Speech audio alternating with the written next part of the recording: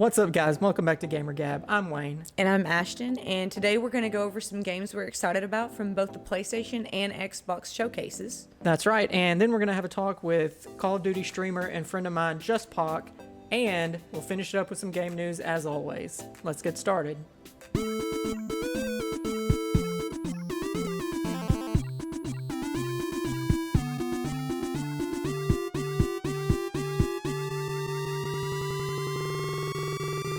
Gamer Gab.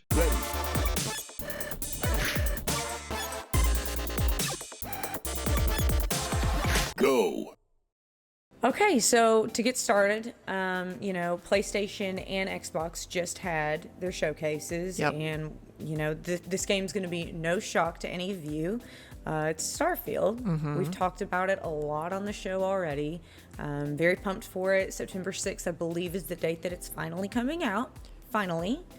Open world RPG, we've all been looking forward to. Bethesda. Fallout in Bethesda. space. Exactly. So happy to see it. Happy it's finally releasing. Yeah, I think it's actually going to happen. Yeah, at least there's an end in sight now, you know? I mean, like, this game has been being hyped by Bethesda and everybody else for, like, the last, 3-4 years, maybe, Yeah, it seems at like? least. I mean, it's been a long time, and at least the finish line is in sight now. Yes. And, you know, there's a lot of stuff out there floating around online about this, and it's almost like people are trying to find something wrong with it before it even comes out, you know? Yeah, we're all, I think, a little bit nervous to Yeah. get so excited. We know what happened with 76 and then most recently Redfall. It did not do very well. Although Wayne here thinks it was really good. I liked it. I don't know, but the reviews say otherwise.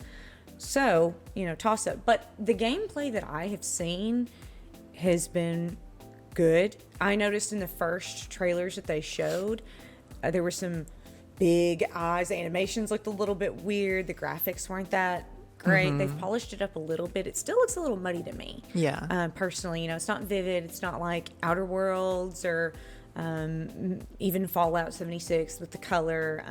It's supposed to be more realistic. Yeah, I've seen the problem that Bethesda runs into so often with realism is what they get into with Fallout, where it's either everything's a shade of green or brown or gray, and it just ends up being washed out and looking like it has a layer of dust over the top of it. Can we not find a happy medium with Yeah, that? I don't know, man. But I think what has people more worried than anything, I know where this is going. yeah, is the procedurally generated content. And I mean, that's definitely what I'm the most concerned about. I mean, okay, so it's got over 1,000 planets or whatever, like, I would almost rather, like, save some time, give me 20, like, really good, Yeah. like, hand-drawn, like, planets. And creatures, they said that, a lot of those planets, what was it, only 10%? Was it 10% or less? yeah, something like that. That have life on them. So we'll see how they tie it together and pull it off.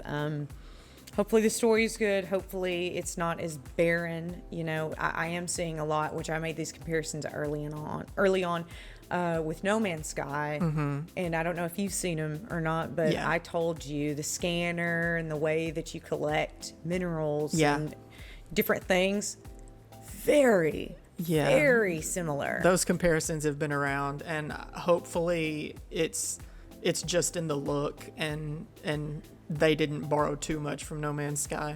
Yeah, we'll see. But that's the first game that I have to talk about. What are you excited about? Man, I am really excited about this next one. It's the sequel to Hellblade, Senua's Sacrifice, Senua's Saga, Hellblade 2. Hellblade is one of my favorite games. Show the camera your arm. I do. I have a Senua tattoo. Some games are fun to just sit and play, and a week later, you don't really think that much about them. But I mean, this is one of those games that so much went into the making of it. I mean, it deals with some pretty heavy subject matter like mental illness and abuse, stuff like that. So it's definitely not one of those games that you're gonna pop in to feel good and decompress after a long day at work. It's got a lot of depth to it, and with the way Hellblade ended, I'm I'm not exactly sure where the story is going to go on this one, so I'm a little apprehensive, but all of the gameplay and stuff that they've put out has just been killer, and I'm super excited for it. I've seen it. Yeah, it's got a lot to live up to. Absolutely, so yeah. Hopefully it does. Yeah. All right, so what do you got? Okay, so next for me, to no one's surprise, I'm sure, I think there's a lot of fans out there. We saw Outlaws, so Star Wars. Hello. Yeah. Where has this game been? I know, man. It seems like a no-brainer. I mean, from the LucasArts has just been sitting on this IP as far as video. I mean, no, don't get me wrong. There have been no shortage of Star Wars video games out there, but they've all been basically just your Jedi-based, third-person adventure games, linear. Right? Yeah, and I mean, I just finished Fallen Order and Jedi Survivor, little open world, recently. but linear too. They were great games, and Star Wars always brings it with the story. I mean, you can pretty much count on that. So this is going to be, it has the potential to be really awesome. I feel very confident that this isn't going to be a letdown. I don't know what it is. Intuition.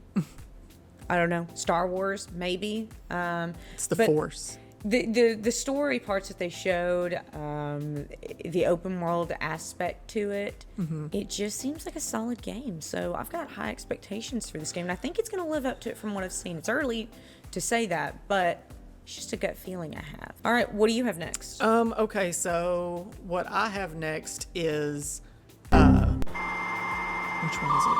You didn't tell me what order they were in. His next game is... Yeah, Alone in the Dark. Yeah. We talked about this one a little bit on the last episode. Just in news, I'd heard that it had been announced. I played the last iteration. Like we said in the last episode, Alone in the Dark is an ancient video game series. I mean, the first one came out in the 90s. And so it's been around for a long time. Okay, so I don't know. What is Alone in the Dark about? Do you know? Well, one of the things that Alone in the Dark has always had in common is pretty much the main character is a private investigator named Edward Carnby. I looked over there and saw David Harbour's name. That's threw you off. That's who plays Edward Carnby in this iteration of the game. But according to Wikipedia, the story for this is the game follows Emily Hartwood, played by Jodie Comer, and private investigator Edward Carnby, played by David Harbour, as they travel to Dorsetto Manor, a home for the mentally fatigued, to investigate the disappearance of Jeremy Hartwood, Emily's uncle. So it's basically a mystery tale, you know, and that's really all we know about it so far. What I like is that it's dropping in October, which is going to be a good kind of Halloween vibe to it, you know? I mean, I think it's going to be a good game, and I'm looking forward to it. What do you got next? Okay, next is kind of a different one. Very different.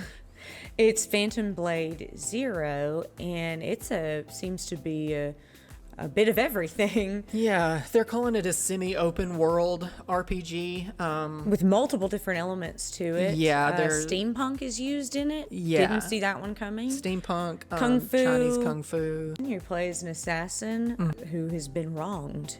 I'm going to take it that he's going to try to right that wrong. Probably a safe bet. The gameplay, it looks gorgeous. Yeah, and very reminiscent of Elden Ring. Had kind of Ghost of Tsushima, turns dark. We don't know too much about this one yet. It's a really small studio that made this. I mean, what caught my eye was the graphics and also the combat. It looked pretty cool. Yeah. So, I don't know, but it seems to have a more complex storyline. So I don't know. I'm interested to see more about this game and see more gameplay and footage of it. Yeah, for sure. We should be getting some stuff as time goes on. Yeah, but what's your next game? All right, my last one.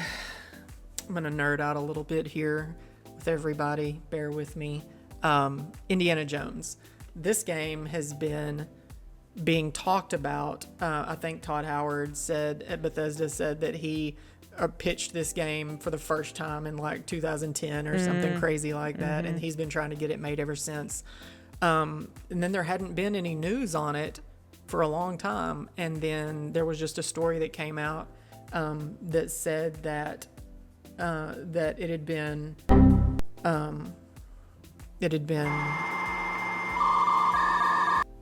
then there was a story that came out that said that in the new Indiana Jones game from Bethesda was going to be Xbox exclusive. And so everybody was like, you mean it's still happening? Like nobody had heard anything about it until they were like, it's Xbox exclusive, you know? And so really, I just hope that they have the sense to get Harrison Ford to lay the voiceover for this before he gets too old, because I don't see how they can realistically expect a game, you know, and especially I've heard rumors that it's going to be like open world, at the very least a semi-open world game. I mean, when you consider that, you know, Lara Croft and Nathan Drake all have their roots in Indiana Jones, even in the style of, you know, some of the newer Lara Croft Tomb Raider games or something like that, anything except for playing as Indiana Jones would be so cool. And I think that there are a lot of fans out there that would still be interested. So I'm looking forward to hearing more about this. Yeah, I hope you're right, because he's such an established character. It would throw a lot of people off. Even if you're not a super fan, I'd be like, something's not right. Yeah, not definitely. Right. You know, like a Wish, like Indiana. Like no one wants a Wish Indiana, you know? Oh man, that's great. Yeah, so I mean, that, like I said, there's not really that much information out there about it. They were just kind of like, we're going to keep it to ourselves. And everybody's like, oh my God, it's still being made. So now, do you know what you're going to need to get these games? What's that? Some bomb internet. Exactly. That's what I've been saying. I know. Nobody wants to you get on the store, you want your game, and then nobody wants to wait. You know, you want to play. Yeah, absolutely. Of course. You know, you're bored, you want to play.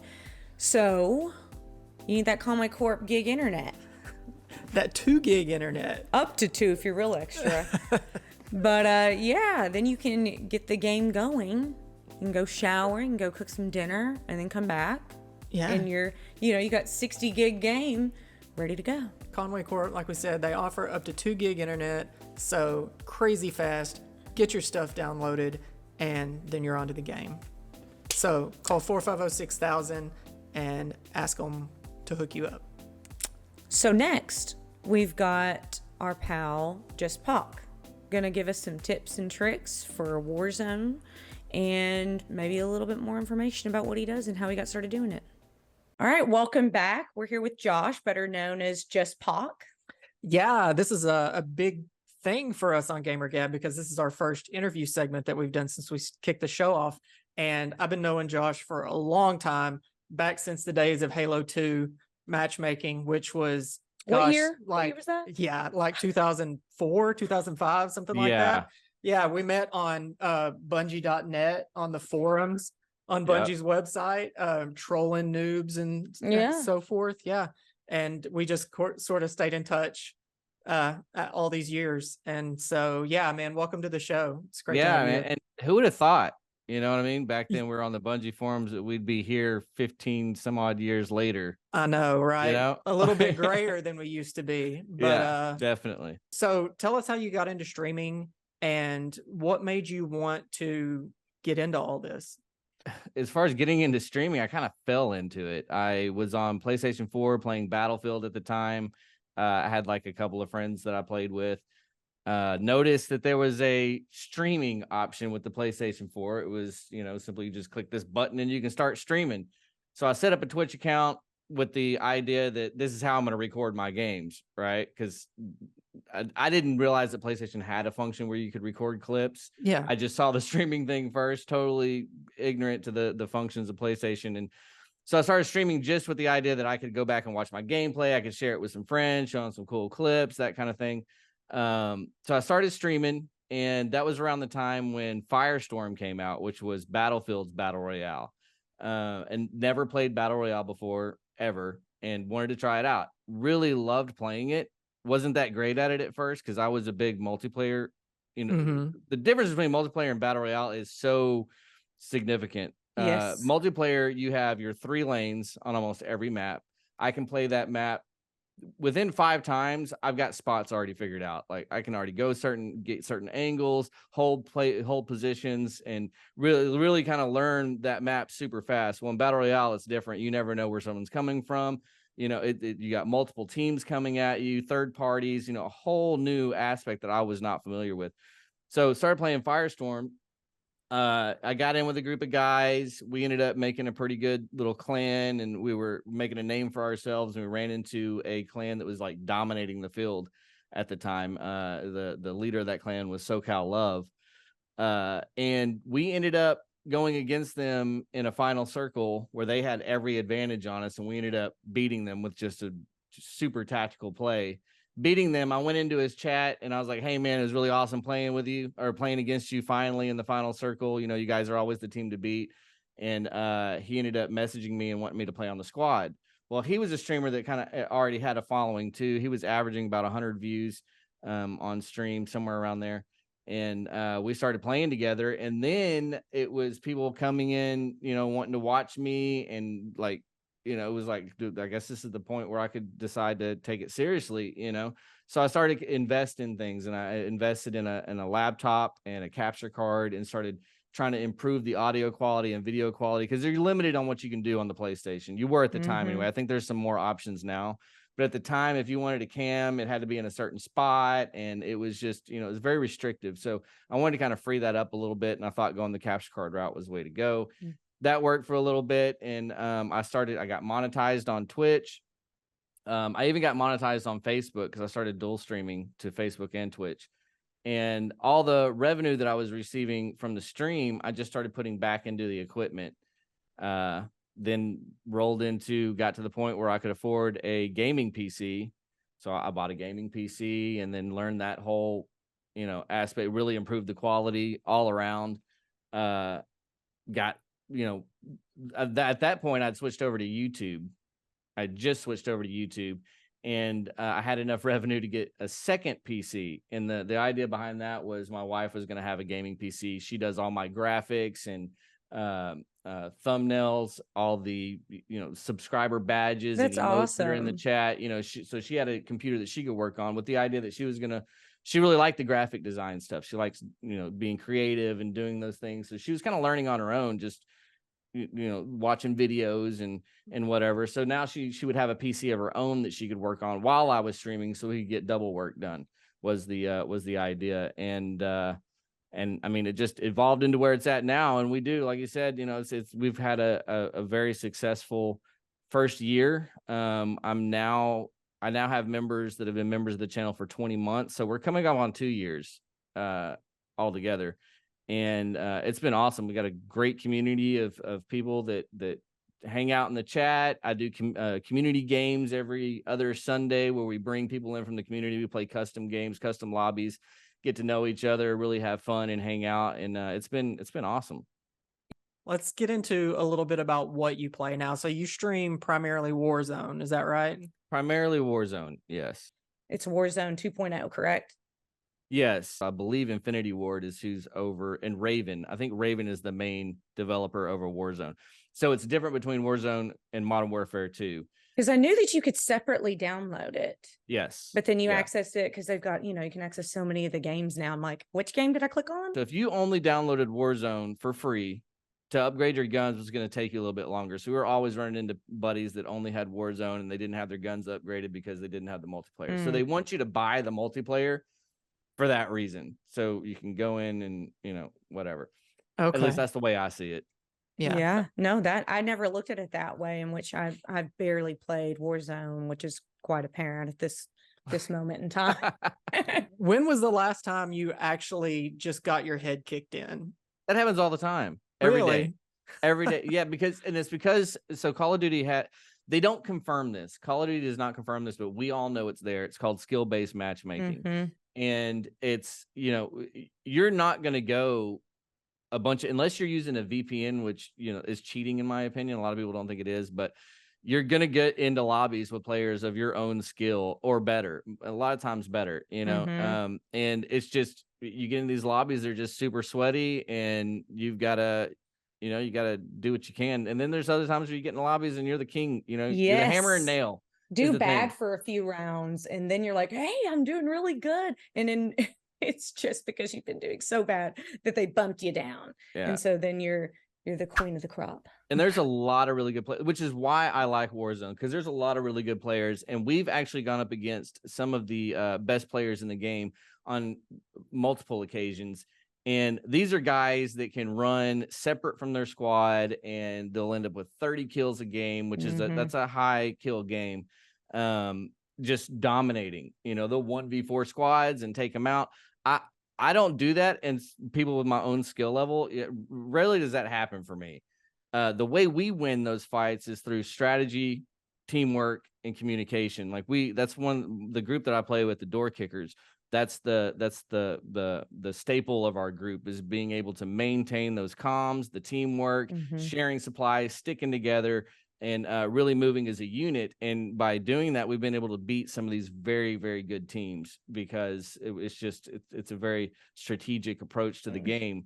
It gives players like me I consider myself to be a part-time Warzone player. It gives you a chance against those guys is playing that way. And I think that's the reason why we have the viewership that we do is, most of the players in Warzone are average, below average players. They're not the Nick Mercs, Tim the Tatman, or any of the top 250 guys in Warzone right now. Like, those guys are really good. That's not the majority of the player base. So when they watch us, they see, hey, we get a squad together that can do this stuff, that can organize like this. We can win more games, So that's what I love about it, is that strategy, that team play, and being able to overcome those better shooters that are out there. You see, that's what gets me. I'm a run and gun. And so I'm on multiplayer. And if it's a bigger map, I can suffer, because I just hop on and I just want to have fun. I just want to have fun. So I go and seek. I stop myself from chasing people. Sometimes I don't succeed at that. And then I get got. But that's where I struggle. And I can't handle whenever you die and then I have to wait and watch everyone else play the game I wanted to play. So you guys, definitely the patience and the strategy. Y'all are gonna typically come out on top. And I've always been more of a run and gun player too, and Wayne can attest to this. I've always been a run and gun player. I had to change that for Warzone. I had to change that game style to play that, to be good at it, because it's not the same. You have that 3-lane in multiplayer. It's just 3 lanes, every map, 3 lanes. And faster. You learn your points, you learn your angles and where you can hold and where the spawn locations are, how to spawn trap people, all those things. You can learn that really fast, or at least I can learn that really fast, just because I've played multiplayer more than anything else ever. But that got once I started playing Battle Royale with Firestorm, that was a whole new thing to me. And it was like, I got to learn how to master this. Like, multiplayer became boring to me after that, because it was like, it's just, there's not the thrill there. Whereas in Battle Royale, there's like this adrenaline rush you get, where you're like the last one up on your team. You got 4 teams left. The circle's closing on you. How are you going to beat these teams? Or even if you got your squad with you, it doesn't matter. Each time it's like tactics. You got to think about what you're doing, make the right move, make the right rotation, and you got to figure all this out in short spans of time. And once you start winning, like, it's just the gratification that comes from that. It's so much. Can't beat it. It's superior to anything multiplayer had for me. So that got me hooked, like, instantly. Okay, tell me this. Do you do the bunny hopping? Are you drop shooting? Are you what would you say are the best things? Because it's also changed. I mean, bunny hopping used to be the thing. So from previous game to this one, I mean, what do you say? First person shooters in general, your movement has always been a big thing. Movement is key to winning gunfights. You need to be able to move. You get people that get it's like the deer in headlights. The second someone starts shooting them, they stop and they try to just shoot back. Well, you're now a stationary target and you're easy to hit. You got to be able to move. You got to be able to disengage and re-engage really fast, and you learn those things. Well, so I'm using the new PlayStation controller. Yeah, it's got the buttons on the back. Okay. So, I was using a PS4 controller with the Sony back button attachment as well. So this allows me to jump and slide, crouch, whatever with the back buttons. So I can do that really, really fast. So yes, If I hop out on somebody, I'm bunny hopping. It affects their aim on me when I'm bunny hopping. It also jumps up to get headshots, whatever. Takes them out really fast. As far as drop shotting, I still do that occasionally. In Warzone 1, I did it all the time. I was known for it. A lot of people like hated that I did it, especially when we played in the custom games. Like typical POC drop shot. With Warzone 2, it's a little bit different. We got into the habit of jumping more because we didn't have the slide cancel.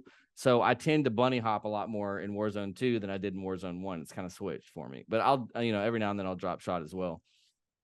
Okay. Drop shotting with a sniper is not ideal. You don't really want to be drop shotting with a sniper. You do that with your automatic. So I snipe primarily in Warzone 2, and it's just because I've gotten really good with the Victus. That's the sniper that I use primarily. Okay.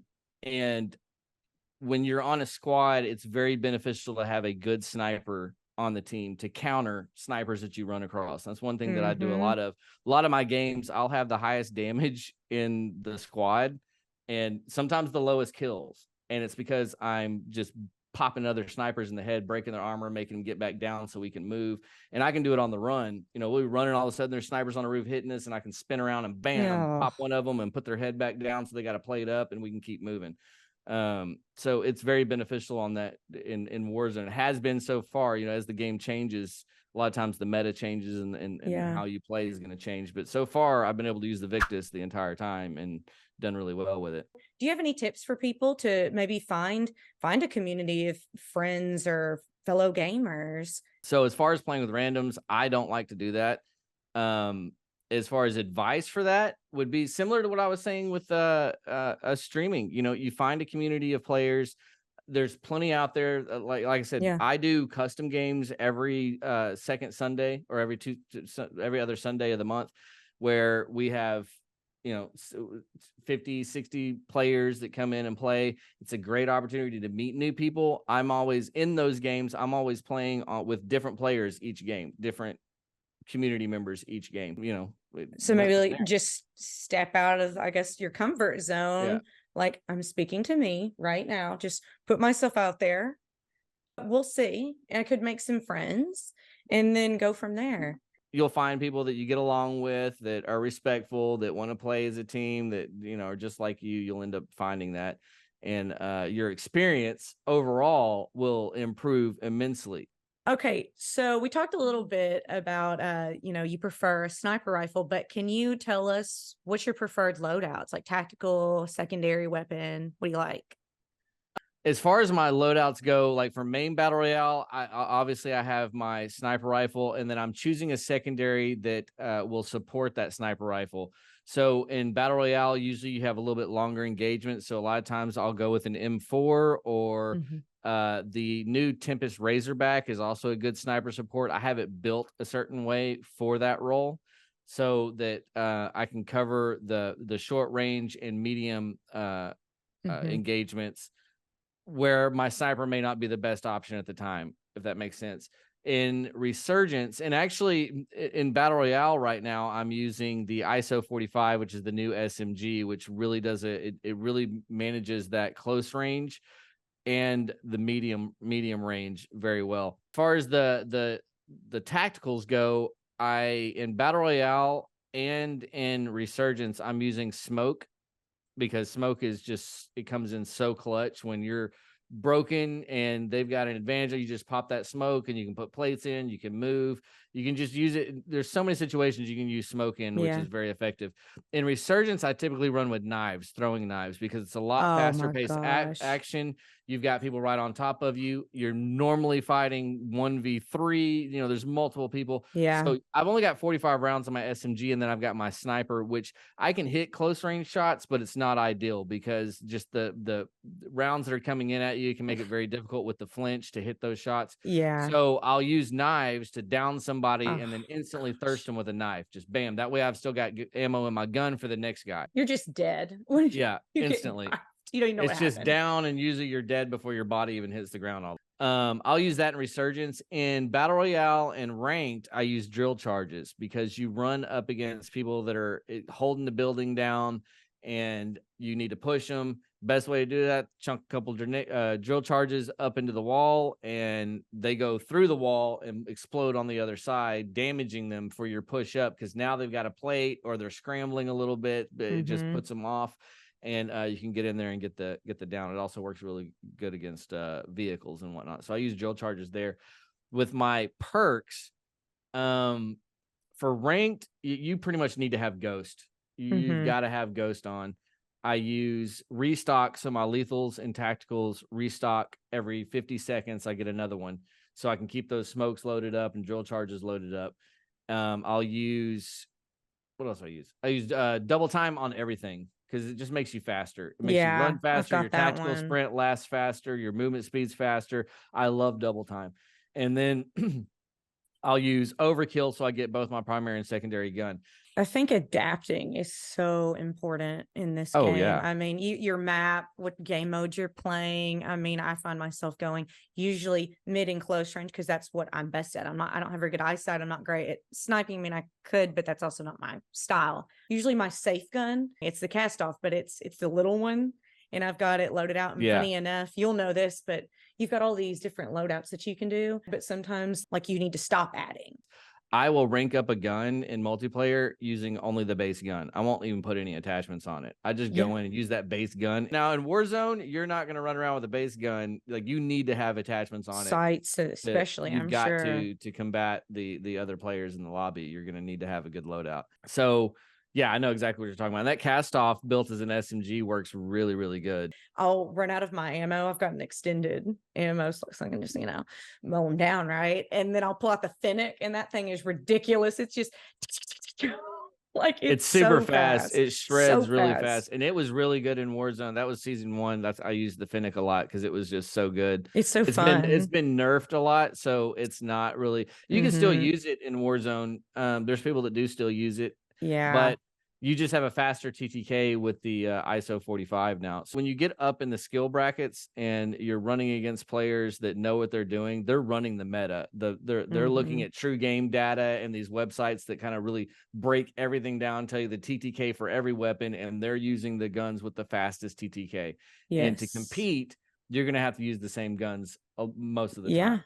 Update just came out today, so wait till you play tonight, because it's a different game now. They've added superpowers, which is, I'm already hearing my guys are complaining about it and not liking it. I think it's cool. I like stuff like that. And it's like you hit yourself with a syringe and you've got a superpower. It's a random one. It can either be laser eyes, which seems to be ridiculous. Like, it kills people so fast, destroys vehicles, but it only lasts a certain amount of time. You've only got a little bit with it. So it's not like you can just run around just beaming everybody with it. You've only got a little bit. It gives you a chance to win that fight that you were probably going to lose, which I can understand why people get mad. I'll probably get mad at it too, but I'm also going to abuse it. Yes, of course. Yeah. So these are new things that they've added in. They've also got a new shotgun that just came in, and I just watched a video on that. And so I'm, when I get off of here, I'm actually going to rank that sucker up and get ready for the stream tomorrow, because I plan on using it. So it just it changes, with each update it changes. They've also nerfed some of the guns. They nerfed the ISO 45, which is the secondary that I'm currently using. I don't know how bad that nerf is. I've seen some players using it already, and it looks like it's maybe a little bit less, but still doing pretty good. What they're trying to do is increase the TTK to where you have a little bit longer, a little bit more time to adjust to being shot and get out of the fight and replay and get back in. They're trying to give a little bit of a buffer there, is what it seems like they're doing. You're right. The meta changes frequently, so you have to stay up on all that if you want to be competitive. I know that custom skins in Call of Duty is a thing, like Activision to the really high level players will. And I don't know, do you know what the criteria are for that you have to meet or whatever? Or is it basically just Activision says, hey, I know that guy, he's super good, let's give him one? Yeah, so it was funny. It was just one day my production team came to me and was like, hey, Activision called. They're going to do a skin for you. And, we're going to put it in on Christmas time. It's going to be a Santa skin. Okay, yeah. So I did a short about that. They did put a skin in. It's not mine. I don't really know how they do the custom skins. I know the only 2 players I know that actually have a custom skin in the game are Nick Merckx and Tim the Tap Man. They're really big streamers, and they had custom skins put in with their specific loadouts and whatever. It's really cool. I don't really know the process behind that. They did come out with a skin that looked exactly like me. I had members of my community coming in and actually donating to my channel for me to buy this skin because it looked so much like me, and it really did. And I made a shot, I ran with it, and was, hey, I got my own skin in the game before Nick Merckx and Tin the Tap Man and whatever else, and I still use it. It's still my showcase on my profile. So when people go to it, they see that it looks just like me. Yeah, I totally fell for it, man. I know I told you this off camera, but I came to work after I watched that short that you put out about it on YouTube, and I came to work and was telling her, I was like, yo, man, My my boy friend Josh is like, he's at the big time, man. He's got his own custom skin and everything. And then I came in here like the other day after you and I talked on the phone about it, and you told me what the real deal was, and I came in here and I was like, legs, like, bro, they got me. So if people want to follow you, how do they do that? Where can they find you? Sure. So I live stream on YouTube. The channel is JustPOC, JustPOC. I live stream Monday, Thursday, and Friday from 6 to 11, and then Sundays from 6 to 11. Saturdays are kind of a mix up. It just depends on what's going on. I try to get a stream in on Saturdays as well. But yeah, I'm also on Instagram at JustPOC Gaming, I think. And I'm also on TikTok at JustPOC.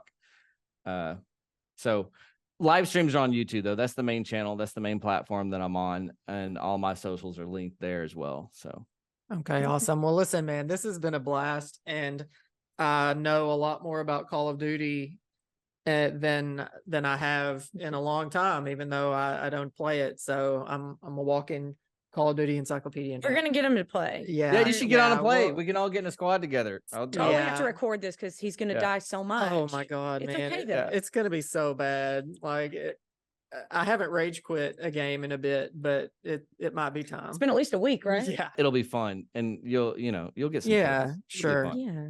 All right, man. Well, thanks for being on the show. Everybody go check out JustPOC, sub to his channel, and we'll put all the links down in the description below. Man, thanks for stopping by. We appreciate it. Yeah, thanks for having me. Appreciate it. It's been fun. All right, later. Okay, guys. So after hearing JustPOC, you probably want to download. If you're not already playing Warzone, you probably want to get it now and start playing. But do you know what you need? What? Amazing internet. You know where you can get amazing internet? Conway Corp, located in Conway, Arkansas. They offer speeds of up to 2 gigs. 2 gigs? 2 gigs. For the fastest internet, it'll melt your face off while you're downloading your game. You'll be able to win now. If you want the best internet that Conway has to offer, call them at 450-6000. Tell them to hook you up. Okay, time for game news. Mr. Bailey, take it away. Thank you. All right. Today on Game News, this story actually comes from IGN, but this story was everywhere over the last couple weeks, and that's that the FCT handed down a verdict on the Microsoft Activision acquisition. That's a tongue twister. Yeah, it is. So Microsoft is going to be allowed, after much kicking and screaming by various entities around the world, they're going to be allowed to purchase Activision Blizzard, right? Yeah. Activision, who owns Call of Duty, among a ton of other things. Yeah. Blizzard, who owns World of Warcraft, among a ton of other things. And so everybody was like, oh my God, no more Call of Duty on PlayStation. It's the end of the world. And then After all of that, then it comes out that they're going to keep Call of Duty on both platforms. So they sat there and heard everybody's outrage and was just like, no reason. Look, okay, so Microsoft and Sony entered into a binding agreement to keep Call of Duty on PlayStation, I think for the next 10 years, at least.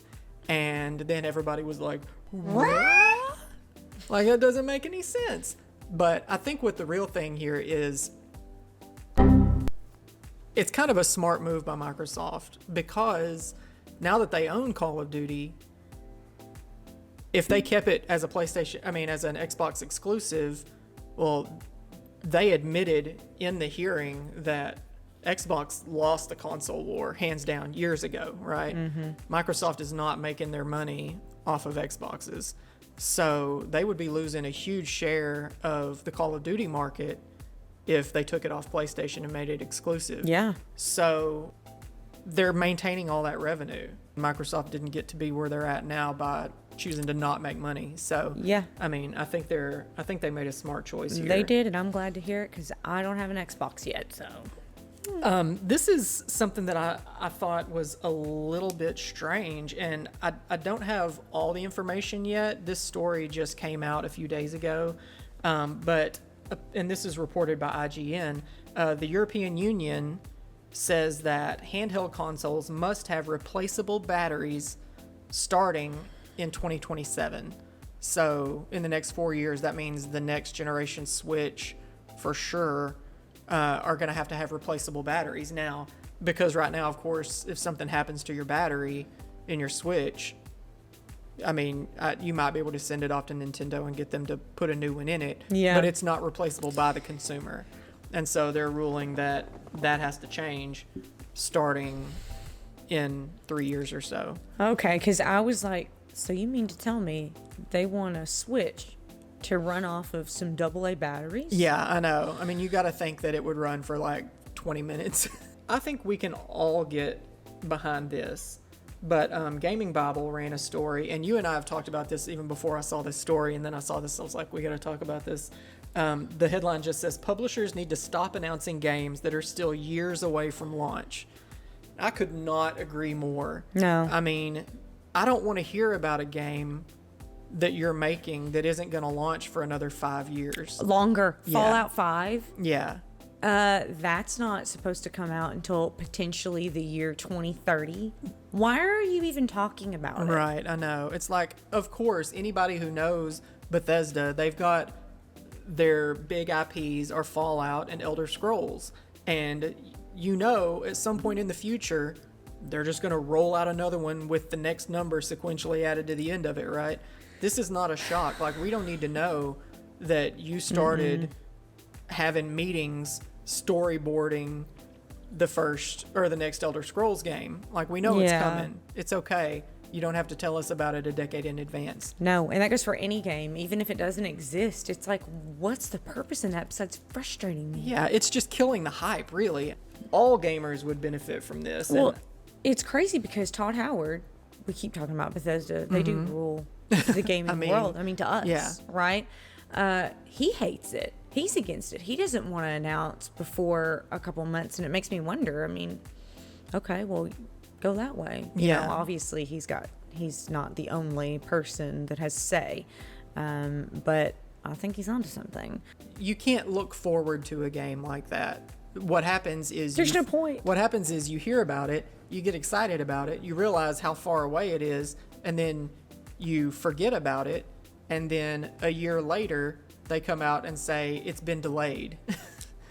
It's still 5 years from being They just want to released. take you off it. Yeah. It's almost, that's the only thing you're winning by doing this. Yeah. I want a memory wipe every time they like announce a game. Like, that looks so cool. They pull and out then, the little Men in Black flasher thing and just like delete your memory. please. All right, so I've just got one last story here, and this is a little bit of a downer. According to Kotaku, an alarming 87% of retro games are being lost to time. Now, according to this article, they're classifying everything that was released before 2010, which makes me feel horribly old. But anything that was released before 2010 as a retro game, because it wasn't until 2010, according to them, that digital games and acquiring games digitally really started to take off. And so all of those games that aren't available digitally, that only exist as discs or cartridges even, once those physical copies have been around long enough that they all get broken or lost, those games are just gone. According to the article here, it says one example from the paper is 2006's Yakuza on PlayStation 2. I don't know if you play any of Those the are big. of the Yakuza games. Those are big games. Yeah, new copies are no longer being made of a lot of these games, is the argument that they're making. And so, like I said, once all of the physical copies that are out there are owned or, lost to time, these games are just gone. And I mean, there are a lot of games. I mean, and I think you could make a good segue here back into the argument of video games as art, and considering that they need to start being preserved. You know, I mean, we have libraries, we have digital archives of films, you know, just like the physical copies of, you know, the original film negatives and stuff of photography and film have been preserved. I think that people are finally starting to take this seriously and understand that, you know, once these works of art are gone, you can't get them back. Yeah. Every time you guys are looking at your online game store, if you're like me, you see stuff about cloud gaming. And I don't know about you, but cloud gaming sounds really cool to me. Like, I'd like to be able to log into my Xbox and play that game on my phone. Mm-hmm. But I can't do that. No, you can't.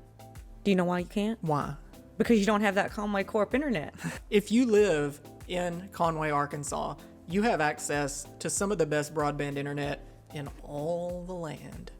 They offer speeds of up to 2 gigs, which is crazy fast.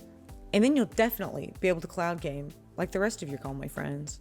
All right, guys, that's it for this episode. Feel free to drop us a comment and hit that like button, and we'll see you next time. Gamer Gab. Ready.